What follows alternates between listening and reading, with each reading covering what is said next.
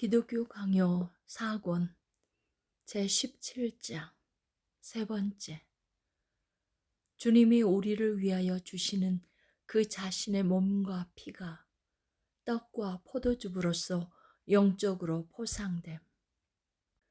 성찬 가운데서 우리는 이 모든 것에 대한 견실한 증거를 얻게 된다. 그것들은 마치 현존하는 그리스도 자신이 우리의 눈앞에 드러나시고 우리의 손으로 만져지시듯이 우리에게 확실하게 제시된다. 왜냐하면 다음의 말씀은 우리를 속이거나 조롱하지 않기 때문이다. 받아서 먹고 마시라. 이것은 너희를 위하여 주는 내 몸이라. 이것은 죄사함을 얻게 하려고 흘리는 나의 피니라. 주님은 자기의 몸이 우리를 위하여 주신 것이며 자기의 피가 우리를 위하여 흘리신 것이라고 선언하심으로써 이 둘 모두가 자기 자신의 것들이 아니라 우리의 것들이라고 가르치신다. 왜냐하면 그는 자기의 유익이 아니라 우리의 구원을 위해서 이 둘 모두를 취하셨고 버리셨기 때문이다.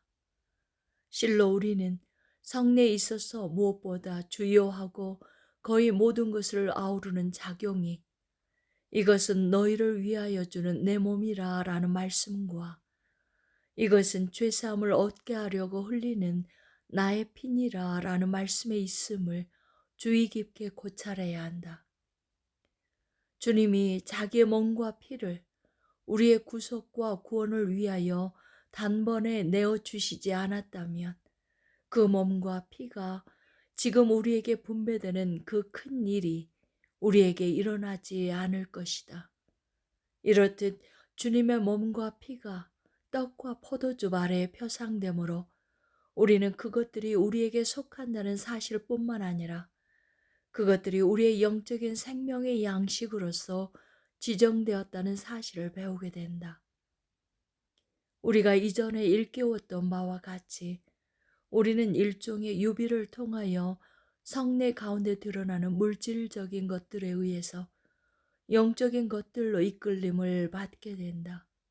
그렇기 때문에 우리는 그리스도의 몸의 징표로서 주어진 떡을 볼 때 떡이 우리의 육체의 생명을 기르고 지키며 유지시키듯이 그리스도의 몸은 우리의 영혼을 양육하고 살리는 유일한 양식이라는 비유를 즉시 마음속에 떠올려야 하며 피의 징표로서 우리 앞에 놓인 포도즙을 바라볼 때 그것이 우리 몸에 작용하여 어떤 유익을 끼치는지를 생각하면서 동일한 유익이 그리스도의 피로 말미암아 영적으로 우리에게 미침을, 즉 우리를 영적으로 자라게 하고 새롭게 하며 견고하게 하며 즐겁게 한다는 것을 깊이 숙고해야 한다.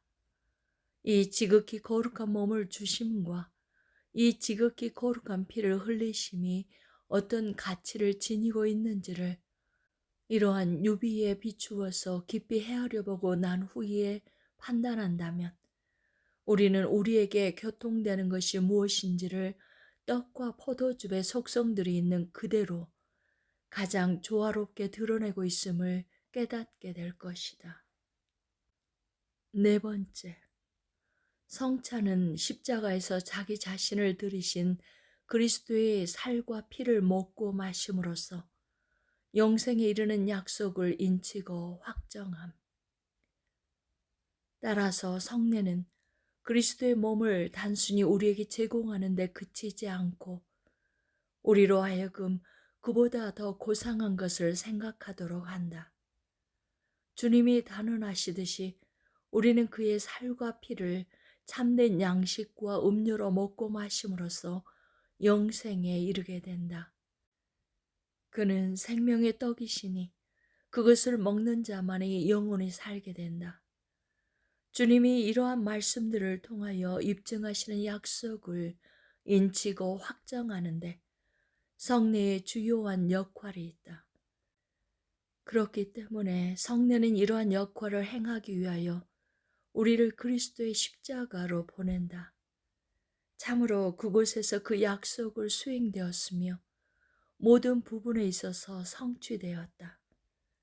그리스도를 십자가에 못 박히신 분으로 받아들이지 않거나 그의 죽음이 생생하게 작용하고 있다는 것을 이해하지 못한다면 우리는 그를 합당하게 먹는 것도 아니고 생명에 이르게끔 유익하게 먹는 것도 아니다.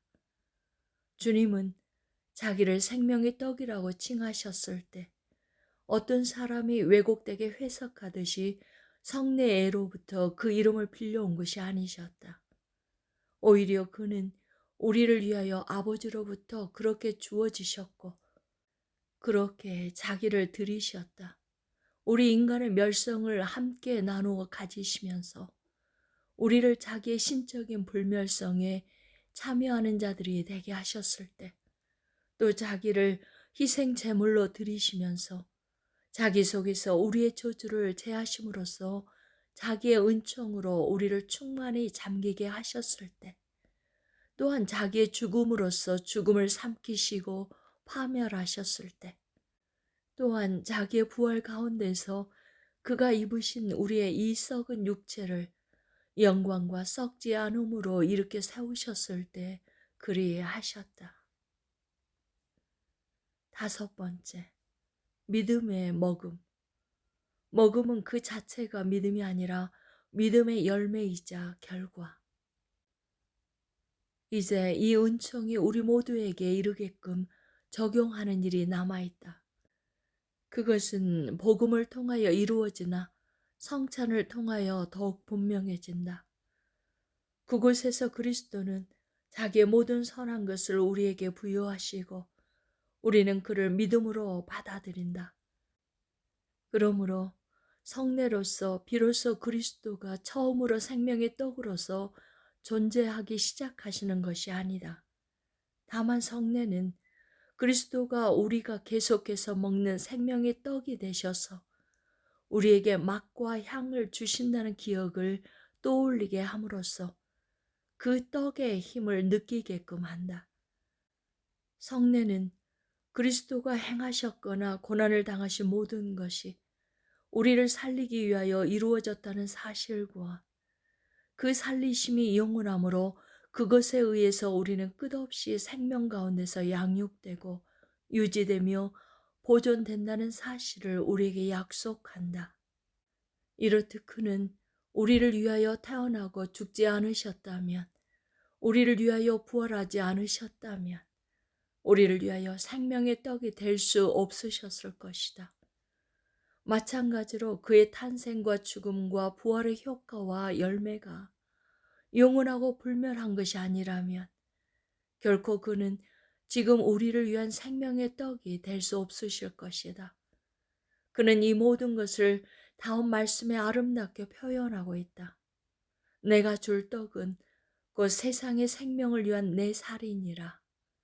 의심할 바 없이 주님은 여기에서 자기의 몸이 우리에게 있어서 영혼의 영적인 삶을 위한 떡이 됨을 지시하신다.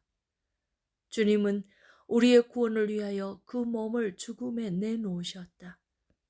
그리고 지금 그 몸을 우리에게 주셔서 먹게 하신다. 그리하여 우리가 믿음으로써 그에게 참여하는 자들이 되게 하신다. 주님은 세상의 구속을 위하여 자기 자신을 내놓으셔서 십자가에 못 박히심으로써 단번에 자기의 몸이 떡이 되게 하셨다. 그는 복음의 말씀으로써 자기의 몸을 십자가에 못 박히신 그대로 우리에게 주심으로써 우리가 그것에 참여하게 하신다. 이것을 그가 성찬의 거룩한 비밀로서 제시하시기 위하여 인치실 때 그가 외적으로 지정하시는 것을 내적으로 이루실 때 이러한 일이 일어난다. 이제 우리는 여기에서 두 가지 악을 주의해야 한다. 첫째, 우리는 표징들을 극단적으로 가볍게 여겨서 표정들이 이른바 어떤 방식으로 부착되어 있는 비밀들로부터 그 표징들을 갈라놓아서는 안 된다. 둘째, 우리는 표징들을 과도하게 고양함으로써 심지어 비밀들 자체를 모호하게 하는 듯이 보여서도 안 된다. 완전히 비종교적인 사람들이 아니라면 그 누구도 그리스도가 신자들이 영생에 이르도록 양분을 공급하는 생명의 떡이시라는 사실을 부인하지 않을 것이다. 그러나 그에게 참여하는 방식이 무엇이든지 대해서는 모든 사람의 입장이 하나로 일치되지 않는다. 그리스도의 살을 먹는 것과 그의 피를 마시는 것이 한마디로 그를 믿는 것과 다르지 않다고 정의하는 사람들이 있다. 그러나 나의 입장은 그들과 다르다. 내가 보기에 그리스도는 그 유명한 강화에서 자기의 살을 먹음을 우리에게 권하실 때에 더 분명하고 더 숭고한 무엇을, 즉 그에게 참여함으로써 우리가 살아나게 된다는 것을 가르치기를 원하셨다. 그러므로 그 참여함을 먹는다는 말씀과 마신다는 말씀으로써 지정하셔서 우리가 그로부터 생명을 얻게 되는 것이 단순한 지식으로 말미암는다는 생각을 아무도 하지 못하게 하셨다. 몸의 양분을 충분히 공급하려면 떡을 봄이 아니라 떡을 먹음이 있어야 하듯이 그리스도의 능력으로서 생기를 얻어서 영적인 삶을 사는 데 이르기 위해서는 영혼이 그리스도께 참으로 그리고 깊이 참여하는 자가 되어야 한다. 한편 진정 나는 이것이 어떤 다른 먹음이 아니라 바로 믿음의 먹음이라는 것을 인정한다. 다른 먹음은 상상할 수도 없기 때문이다. 그러나 내가 하는 말과 그들이 하는 말에는 차이가 있다. 그들에게는 먹는 것이 단지 믿는 것이다. 나는 믿는 것으로서 그리스도의 살을 먹게 된다라고 말한다. 왜냐하면 그리스도의 살은 믿음으로써 우리의 것으로서 작용하기 때문이다.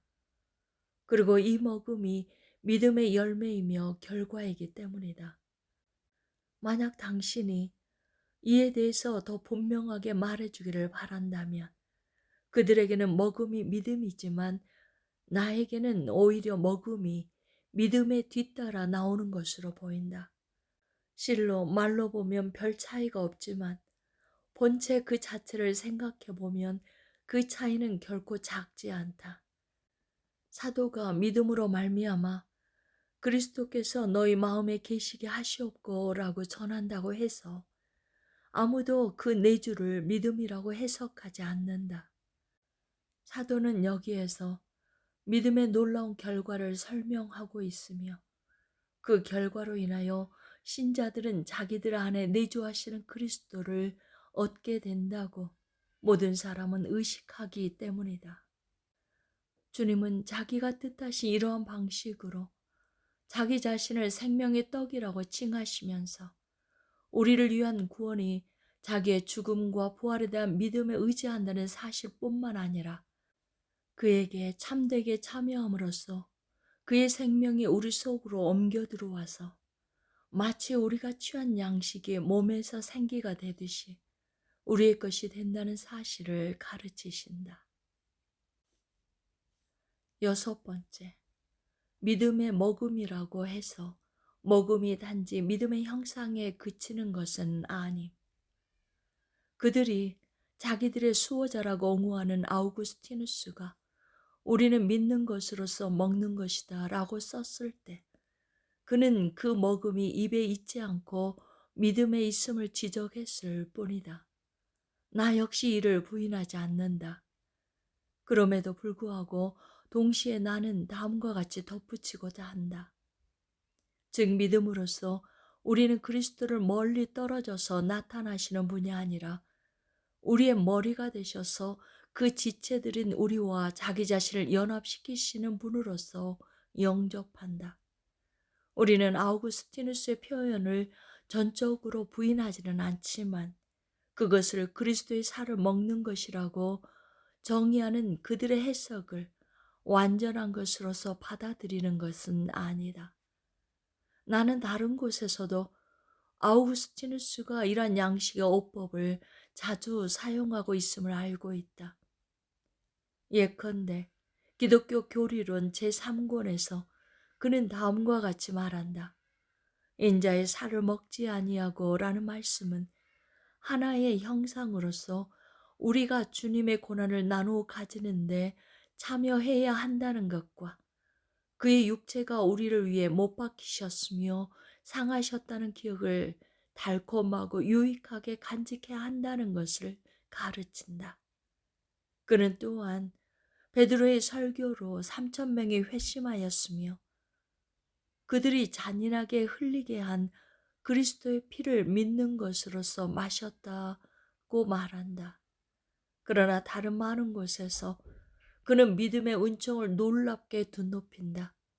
마치 몸이 음식을 통하여 소생하게 되듯이 믿음을 통하여 우리의 영혼은 그리스도의 육체와 교제함으로써 소생하게 된다고 그는 말한다. 크리소스토무스도 어느 곳에서 이와 동일한 말을 한다. 그리스도는 단지 믿음으로서 뿐만 아니라 본체 그 자체로서도 자기의 몸이 우리의 것이 되도록 만드신다. 그는 여기에서 이러한 선이 믿음 외에 다른 무엇으로서 얻어지는 것이 아님을 지적하면서도 누군가 믿음이라는 말을 들을 때에 그것을 단지 마음속의 상상을 품는 것 정도로 여길 가능성을 배제하고자 한다. 성찬을 오직 고백의 외적인 표지로만 여기는 자들에 대해서는 이곳에서 논의하지 않고자 한다.